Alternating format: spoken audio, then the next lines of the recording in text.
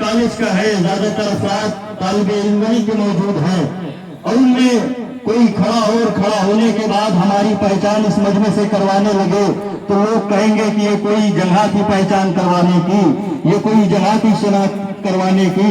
کیا ہم نہیں جانتے کہ یہ صاحب فیض آباد کے ان کا صبح شام اسی کا عربی کالج میں آنا جانا ہے؟ لیکن کیا جانتے ہیں؟ تو جب ہم کو سب جانتے ہیں اور کوئی کھڑا ہو کے پہچانوائے تو کیا رسول کو یا امام حسین علیہ السلام کو کوئی یہ نہیں جانتا تھا کہ یہ رسول کے نواسے ہیں؟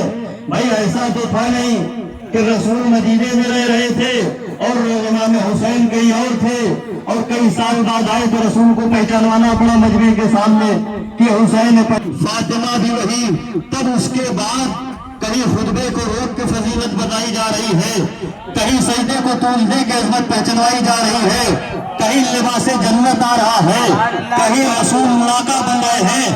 تو یہ صرف اس لیے نہیں پہچانوانا تھا کہ رسول کے نواسے حسین ہیں، یہ نہیں پہچانوانا تھا کہ امام حسین میرے نواسے ہیں، فاطمہ کے جگر کے ٹکڑے ہیں، علی کے لال ہیں۔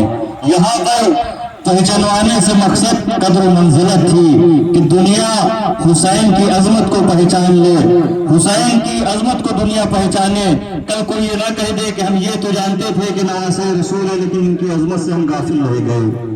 عزیزان گرامی، امام حسین کی قدر و منزلت کیا ہے؟ امام حسین کا مقام کیا ہے؟ دنیا کا ایک معمولی ترین مولوی بھی اگر نماز پڑھا رہا ہو یا خطبہ دے رہا ہو، مجلس ہو رہی ہو، مثال کے طور پر یہ تقریر ہو رہی ہے اور یہاں کوئی شخص بزرگ افراد آئے اور اس کے بعد ان کے قدم لڑکھڑا جائے تو میں تقریر کو چھوڑ کے ان تک نہیں پہنچوں گا، بلکہ جو ان کے پاس انسان ہوگا اس کی طرف اشارہ کر دوں گا کہ بھیا ابا کے ذرا چچا کو سنبھال لو۔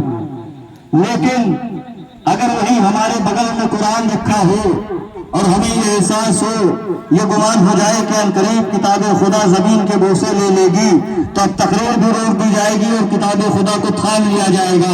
سوال ہوگا کہ ابھی ایک بزرگ آ رہے تھے تو آپ نے تقریر کو نہیں روکا، لیکن کتاب خدا انقریب یہ تھا کہ زمین پر آ جائے تو آپ نے تقریر کو روک دی۔ تو میں یہی کہوں گا کہ سرکار، بزرگ کا احترام اپنی جگہ ہے، کتاب خدا کا احترام اپنی جگہ ہے۔ رسول جمعے کا خطبہ دے رہے تھے، مسجد نبوی سے نمازیوں سے مسجد نبوی بھری ہوئی تھی، رسول چاہتے تو کسی جانثار کی طرف اشارہ کر کے کہہ دیتے کہ حسین کو تھام لو، کوئی انکار نہ کرتا۔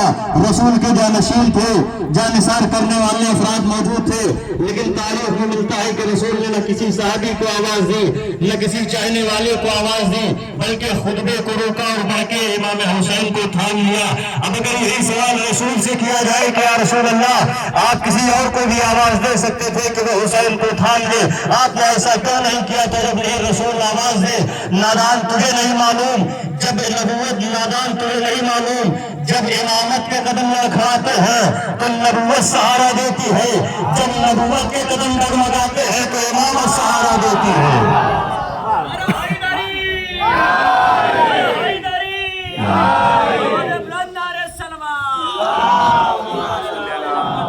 عزیزان گرامی، زیادہ طویل گفتگو نہیں ہونی ہے، فرزان صاحب کی فرمائش تھی کہ تھوڑے سے فضائل بھی کر دیے جائیں۔